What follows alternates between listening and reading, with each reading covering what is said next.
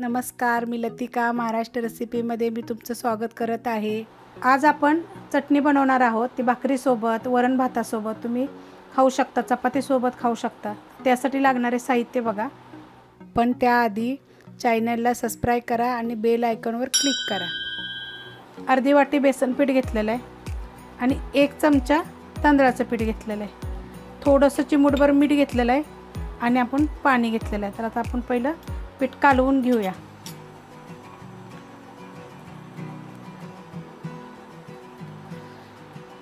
आता ह्याच्यामध्ये 1 चमचा तांदळाचं पीठ, तांदळाच्या पिठाने ना कडक होईल आणि तुम्ही ही 6 ते 7 दिवस चटणी राहू शकते तुमची। तर हे पहिलं आपण मिक्स करून घेऊया। मिक्स करून घेतलेलं आहे पीठ। आता ह्याच्यामध्ये आपण ना 1 चमचा फक्त तेल टाकायचे। तर हा 1 चमचा बघा तेल टाकलेलं आहे। तेल थंड तेल आहे। आता हे आपण कालवून घेऊया। पूर्ण मिक्स करून घेतले बघा तेल टाकल्यावर। तर आपण थोडं थोडं पाणी टाकून कालवून घ्यायचं आहे। पीठ बघा कालवून घेतलेलं आहे। तर पीठ असं झालं पाहिजे, जास्त बी पातळ नाही झालं पाहिजे आणि जास्त पण घट्ट नाही झालं पाहिजे। अशा टाईपमध्ये पीठ झालं पाहिजे। तर मी तेल गरम करायला ठेवलेलं आहे। तर आपण पहिलं तेल गरम होऊन देऊया। तेल बघा गरम करायला ठेवलं होतं, तेल गरम झालेलं आहे। तर आपण एक झारा घ्यायचा आणि आता आपण गॅस थोडा बारीक करूया आणि थोडं थोडं वतायचं बघा। असं आलं पाहिजे, जास्त प्रमाणात वतू नका।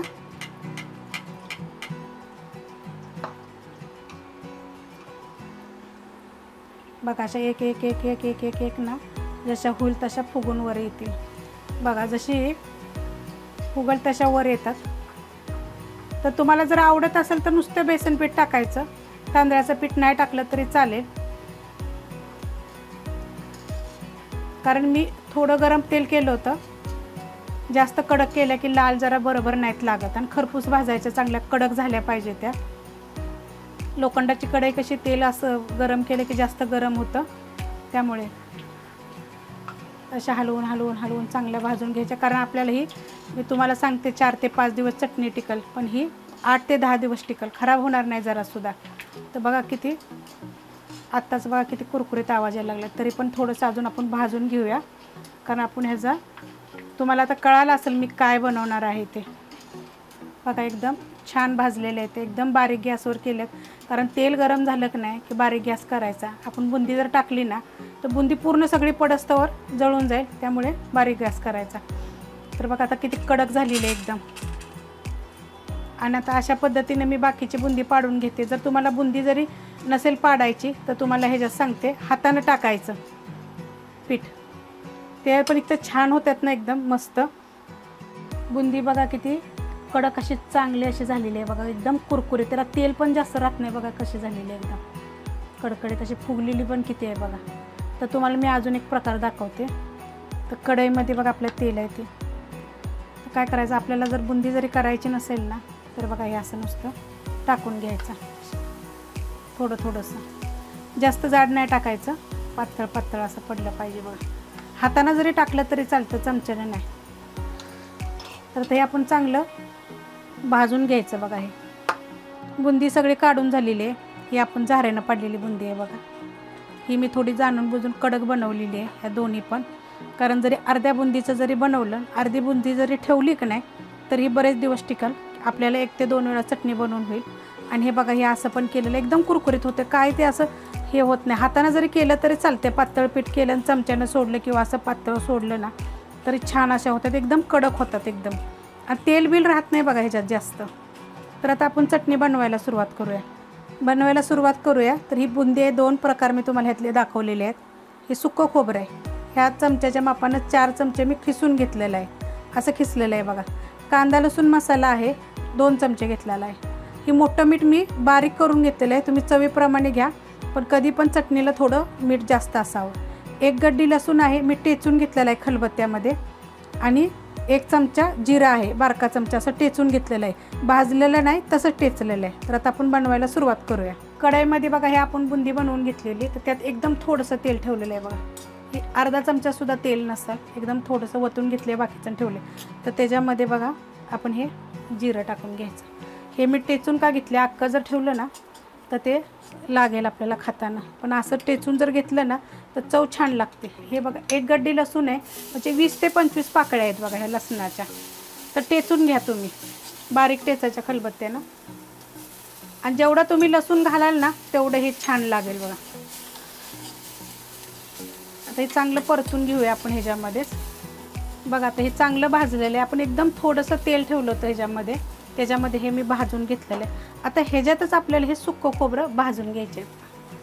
आपण या तेलाचा वापर करणार नाही, कारण आपण जी बुंदी केली होती ना ती पण तेलाची असल्यामुळे कमी तेल खायचं आहे. तर आपण ह्यातमध्ये चांगला कलर चेंज होस्तवर एकसारखं हलवायचं बघा. असं नाही एकसारखं हलवलं तर हे खोबरं बारीक खिसलेलं आहे ना जळून जातं. तुम्ही आता ह्या चटणीविषयी ज्याला ही चटणी माहिती आहे, आता ही मी बनवायला लागली, तुम्हाला कळत असेल की कोणती चटणी आहे ती, तर मला पटापट कमेंट करा, माझ्या रेसिपी लाईक करत जा आणि शेअर बी करत जा. तर आपण हे चांगलं कलर चेंज होस्तवर भाजून घेऊया खोबरं. बघा आता ही एकसारखं हलवत आलेलं आहे, एकदम स्लो गॅस आहे. आता गॅस मी बंद करते. खोबरं बघा भाजलेलं आहे चांगलं, बघायचा कलर पण चांगला चेंज झालेला आहे. आता ही मी कढई खाली उतरून घेते. बघा आता हे गरम आहेत, मी खाली उतरल्यावर पण एकसारखे हलवत आली आहे. किती छान असा कलर आला आहे बघा, पूर्ण चांगलं भाजलेलं आहे. फक्त जळून देऊ नका, जळल्यानंतर चव ना त्याची वेगळी लागेल एकदम. तर आता आपण ह्यात बाकीचं साहित्य टाकून घेऊया. जर तुमच्याकडं कांदा लसूण मसाला जर नसेल तर तुम्ही 1 चमचा काश्मीरी लाल मिरची पावडर आणि 2 चमचे आपली साधी मिरची पावडर, तिखटवाली असेल चालेल, किंवा कोल्हापुरी मसाला जरी असेल तरी चालेल, कोणता पण तुमच्याकडे जे असेल ना ते त्यात मिक्स करून घ्या. चवीला बघा किती छान लागेल ना. तुम्ही केल्या मला कमेंट कराल. आता हे मिक्स केलेलं आहे बघा. आता ह्याच्यामध्ये हे मी मोठं मीठ वापरलं आहे. कधी पण मोठं मीठ चटणीला ना चवीला एक तर छान लागतं. तुम्ही एकदा करून बघा, म्हणजे तुमच्या लक्षात येईल की मोठ्या मिठाच्या भाज्या वगैरे छान लागतात. आता हे मी कालवून घेतलं आहे बघा. आता ह्याच्यामध्ये आपल्याला ही बुंदी टाकायची आहे. तर मी अर्धी ठेवणार आहे, अर्धी टाकणार आहे. 2 वेळा चटणी होईल ह्याची, आणि एकदम कडक आहेत बघा. हे अजिबात खराब होणार नाही, काय नाही, एकदम कुरकुरीत बघा किती आहेत, एकदम जास्त तेल नाही, काय नाही आहे त्याला. आता हे आपण चांगलं ह्यात मिक्स करून घेऊया. बघा आता हे सगळं मी टाकल्यानंतर मिक्स केलेलं. आता तुम्ही म्हणाल ह्याचा कलर एवढा आलेला आहे, तुम्ही चटणी जास्त टाकलेली आहे, तर ह्याच्यामध्ये काश्मीरी मिरची पावडर पण आहे, त्यामुळे तुम्हाला त्याचा कलर दिसतोय तसा. तर आपण हे ना असं जरा ह्याला टेचून घ्यायचं आहे बघा. आपण सगळ्या बाजून टेचून घ्यायचं. पण तुम्ही ही चटणी जर बनवली तर तुम्ही तुमच्या डोक्यात येईल परत की ही खराब होईल. होणार नाही खराब आहे. तुम्ही बनवून बघा. वरण भात, वेगवेगळ्या भाज्या, चपातीवर खा, भाकरीवर खा, किती छान लागेल ना. बघा आता ही मी टेचते तरी तुम्हाला ह्याचा आवाज येत असेल. बुंदीचं किती कुरकुरीत झालेली आहे ती. बघा आता असं मिक्स करून घेतलेलं आहे पूर्णपणे, असं चांगलं एकजीव. बघा एकजीव जर तुम्ही केले ना तर ती चटणी ती भन्नाट लागेल ना.